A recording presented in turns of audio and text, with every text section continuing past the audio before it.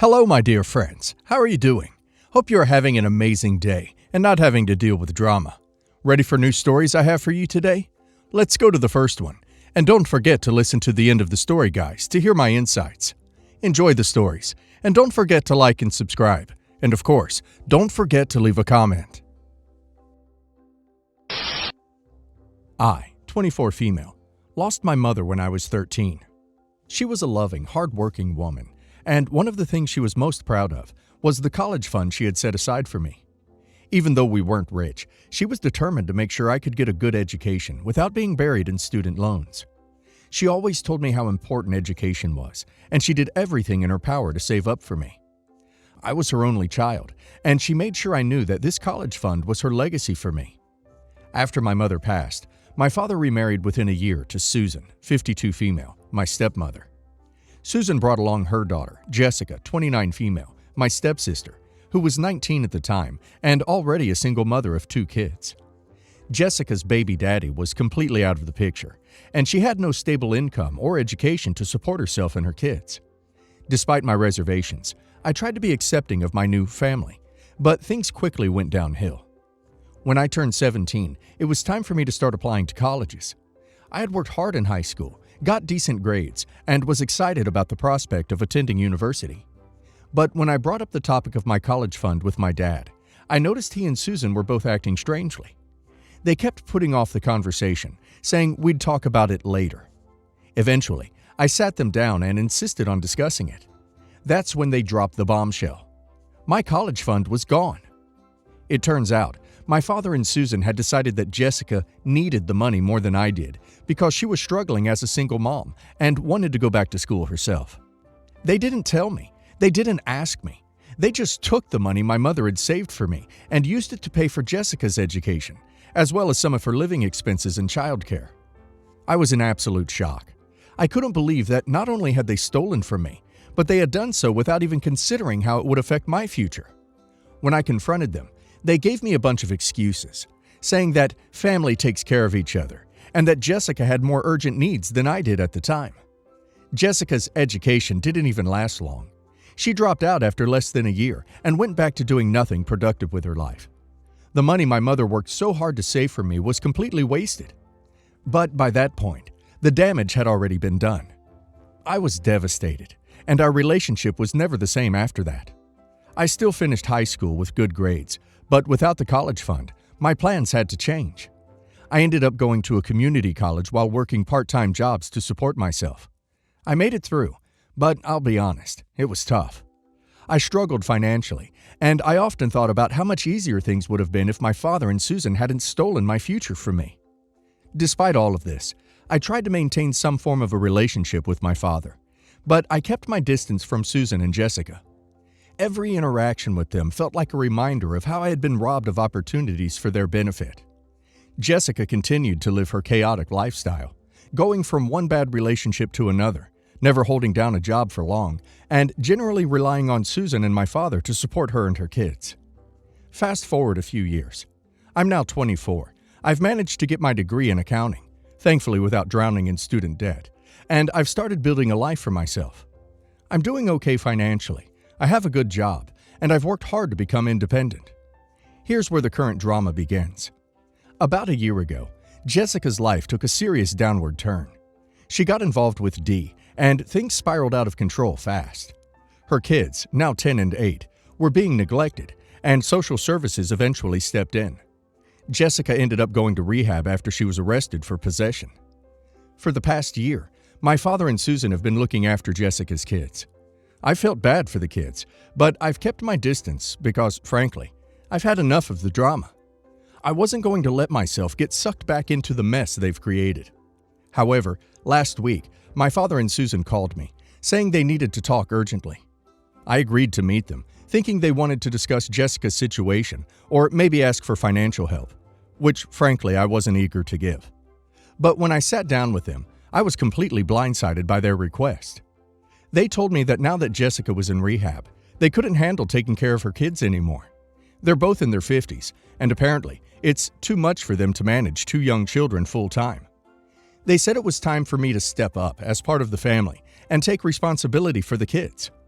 I was speechless. I couldn't believe what I was hearing.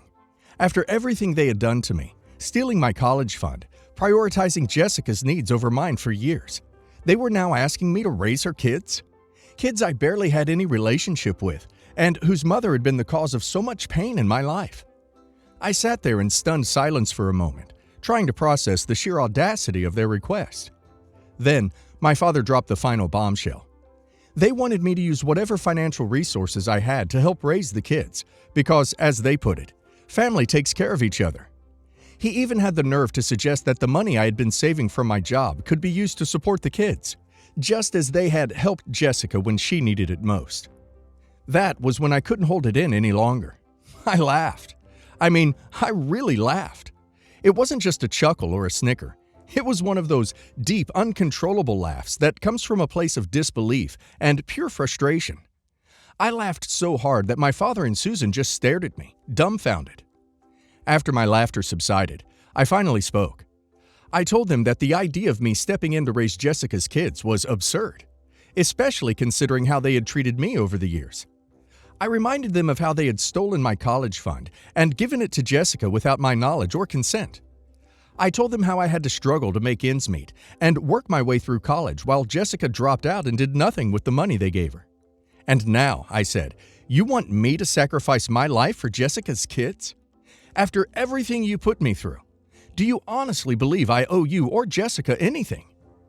My father started to sputter, saying that this was different and that the kids were innocent in all of this. Susan chimed in, trying to guilt-trip me by saying I was abandoning my family in their time of need, and that the children would suffer if I didn't help. I cut them both off and told them that they had to make their choices. They chose to prioritize Jessica over me for years, and now they were dealing with the consequences of those choices. I made it clear that I wasn't going to take on the responsibility of raising Jessica's children. They were her responsibility, not mine, and if they couldn't handle it, they should look into finding other family members or social services who could step in. As I got up to leave, my father grabbed my arm and said something that still makes my blood boil. He said, "Your mother would be ashamed of you." That was the last straw. I yanked my arm away from him and told him that the only person my mother would be ashamed of is him. He betrayed her memory by stealing the college fund she worked so hard to build for me and giving it to someone who never appreciated it. I told him that if my mother were still alive, none of this would have happened, and I wouldn't have had to fight for the life I now have. Then, without another word, I walked out. That confrontation happened about a week ago, and I haven't spoken to my father or Susan since. They've tried calling and texting me multiple times, accusing me of being heartless and selfish. They've even gone so far as to involve other family members, telling them that I refuse to help and that I'm letting the children suffer. Of course, they've conveniently left out the part where they stole my college fund and tried to guilt me into taking on the responsibility that they should be handling. Some family members have reached out to express their disappointment in me, saying that I should have helped for the sake of the kids, while others have been more understanding, knowing the full story. I feel torn between guilt over the kids, who didn't ask to be in this situation, and the anger I still harbor toward my father and Susan for how they treated me. I want to be clear. I have nothing against the children themselves. I feel bad for them. I do wish they had a more stable life. But I also know that I can't sacrifice my own future, my own well-being, to clean up the mess that Jessica, my father, and Susan have created. I worked too hard to pull myself out of the financial hole they put me in, and I'm finally in a place where I can start planning for my own future. Part of me wonders if I was too harsh. Maybe I should have at least offered to help in some small way, maybe financially, or by watching the kids occasionally. But I also feel like my father and Susan don't deserve that kind of help from me. They betrayed my trust in the worst way possible, and now they're trying to manipulate me into fixing a situation they had a hand in creating. At the same time, I feel a sense of vindication. For years, I was made to feel like I was the selfish one for wanting what was rightfully mine, for expecting my father to honor my mother's wishes. But now, seeing them scramble to clean up Jessica's mess, I can't help but feel like this is the inevitable result of their choices. They enabled Jessica for years, constantly bailing her out and excusing her poor decisions. Now, they're facing the consequences, and they don't know how to handle it. So, Reddit, am I the a-hole for laughing in their faces and refusing to raise Jessica's kids? OP's father and stepmother have some serious nerve. First, they steal OP's college fund, and now they have the audacity to expect OP to clean up their mess and take on Jessica's responsibilities? That's absolutely ridiculous. OP worked hard to build a life for herself, despite what they did to her, and OP is under no obligation to sacrifice that for the people who treated her so poorly. They clearly haven't learned anything from enabling Jessica all these years, and now they're paying the price. And now let's hear the community's opinion. Absolutely not the a-hole. Raising children is a massive responsibility that you didn't sign up for, especially when it's the kids of someone who benefited from what was supposed to be your future. Your father and stepmother have proven time and again that they'll prioritize Jessica over you, and it's beyond manipulation to try to guilt you into taking on this burden. Laughing in their faces might have been a bit dramatic, but I get it. After everything they've done, they needed to hear that you aren't their fallback plan. You have every right to prioritize your own life. Not the a-hole. I think it's important to recognize that while the kids are innocent, you've already been through so much at the hands of your father and stepmother. It's not just about the stolen college fund. It's about the complete disregard for your future and well-being. You're not obligated to step in just because they're finally feeling the consequences of their actions. They enabled Jessica's bad decisions for years, and it's clear that they're still looking for someone else to fix things. You have every right to protect yourself and the life you've built. Not the a-hole, not even close. It's wild that they think after taking away your college fund, your future, you'd still be willing to step in and raise your stepsister's kids. That kind of betrayal doesn't just go away. The fact that Jessica's life has spiraled is unfortunate, but it's not your responsibility to clean up her mess. Your father and stepmother have a history of bad choices, and it's unfair for them to expect you to pay the price yet again. You did what you had to do, and laughing in their faces was probably the only sane reaction to such a ridiculous demand. My 26 female, sister, 35 female, lost her home due to her husband gambling. They practically lost everything and were forced to eviction. Our parents had always preferred my sister way more. She's the perfect child, perfect husband, perfect house, perfect career. She's a doctor, and thus she came to me for help. She cried and begged to please let her stay here with me and to not tell anything to our parents until she was divorced. I did, because I know how mean they can be. My boyfriend and I own a 2-bedroom apartment, the guest room that's rather small, and our room that's a lot bigger and has an ensuite bathroom with a bathtub. This is important. My boyfriend is currently staying with his parents in Texas, so I have the whole house to myself. We talked about it and agreed to let my sister use the guest room and pay minimum rent for a few months.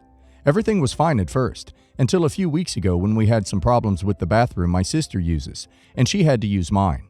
When she found out I had a bathtub, she was thrilled. She said, "Why didn't I say anything before?" And I told her because it was my personal bathroom and I didn't have to. The problem got fixed in 2 days, but every once in a while she asked me to use my bathtub. I said yes a few times until she just stopped asking and began to go into my bath every time she wanted. She then tried to leave products there until one day I found her sleeping in my bed. I woke her up and told her to get out, but she said that it wasn't fair that I had the better room with the better bath and everything, that she was a doctor and deserved the room way more, and the best thing was to move to the small room and let her have it. I was mad. I couldn't believe that she was in my house trying to rule me. I told her that this wasn't just my house, but my boyfriend's too, and that she had to get her things and leave. She said that I was overreacting, and I told her that yes, sure, but I know how these things usually are, and I don't plan to have it her way. She said that she didn't have anywhere else to go, and I told her too bad. She had to come clean to my parents and is currently staying there. They are mad at me for kicking her out and forcing her to embarrass herself in front of them, and that I owe her my house for free as long as she wants. Not the a-hole. You welcomed your sibling into your home and just wanted basic decency, and she trampled all over your boundaries. She deserves what she gets, to be honest. Not the a-hole. You were doing her a favor and she overstepped. I probably would have given her a few days' notice, but she seems incredibly entitled. As a doctor, unless they're garnishing her check for her hubby's debts, she should be able to afford at least something small for herself.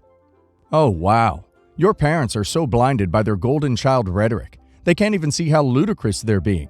Good on you, and my sincere applause for surviving black sheep syndrome. That's not easy. Not the a-hole, obviously. Your sister might be a doctor, but unfortunately, she still has a lot of growing up to do. For a little context, My husband, 30 male, and I, 30 female, have a baby boy, 1 male. My husband has a sister and a nephew, 5 male. Our nephew was the favorite, and everything always had to be done around his desires and my sister-in-law's desires. Nephew is really jealous of our son, and my sister-in-law cannot play with him or look at him without a tantrum. The story. 2 months ago, we invited mother-in-law, father-in-law, sister-in-law, and nephew, and my parents to our son's first birthday in our home. We took care of the decorations, sleeping accommodations, cooking. The party was supposed to happen on Sunday around 1 p.m. On Saturday at 6 p.m., they said we should do it now because sister-in-law and nephew had to go early in the next morning. We later learned she finally had to go on the Sunday afternoon. So we prepared everything, but it was getting late, and my son was falling asleep. Sleep at 7 p.m. usually. We put the decorations and everything outside. When everyone was ready, my mother-in-law and father-in-law put presents on the table in front of my nephew and said happy birthday. His birthday was 5 months ago, but they hadn't seen him during that time. They gave other presents to my son. I was livid.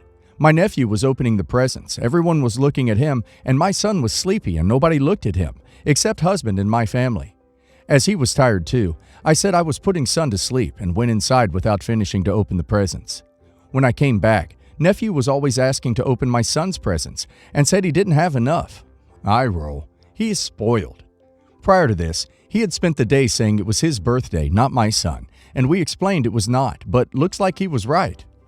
I said thank you for everything, but we should open the presents when my son was awake in the next morning. The day after, we opened the presents, but my sister-in-law and nephew went outside in the middle of it because my husband said nephew shouldn't take the toys from our son by force. It displeased sister-in-law, who went outside. My father-in-law and mother-in-law were tidying my nephew's toys by then. We did not finish to open the presents, but said between my husband and parents that we would do it later between us. When I talked to sister-in-law, she said it was a nice birthday and I was too sensitive. She said I should have done something if I was so displeased. I said, maybe I should have taken your son's presents from him and be a monster. If not, when could I have done something? Am I too sensitive? Is it normal to do this? I said to husband I didn't want to see them for some time, and he totally agreed, but I am second-guessing myself. Am I the a-hole for cutting the family for this? Not the a-hole, but take a breath and let it go. Don't let yourself get talked into their drama. Be straightforward and do your thing next time. Party is on Sunday. You can't come? Too bad. Come for a visit another day. Try not to get bitter about it or get angry. It won't help anything. Not the a-hole. It sounds like they hijacked your baby's birthday and they had planned it without telling you. Sister-in-law forced you to have the party a day early, when she knew before she got there that they had to leave early on Sunday. She could have stayed home or asked you in advance to do it on Saturday. Why would anyone show up to a kid's birthday with gifts for a different kid? If anything, mother-in-law and father-in-law could have put nephew's gifts in the car with him when he left, since they hadn't seen him in so long. Your in-laws suck. You should have stood your ground and stuck to having the party on Sunday. Don't go out of your way to accommodate people that wouldn't do the same for you.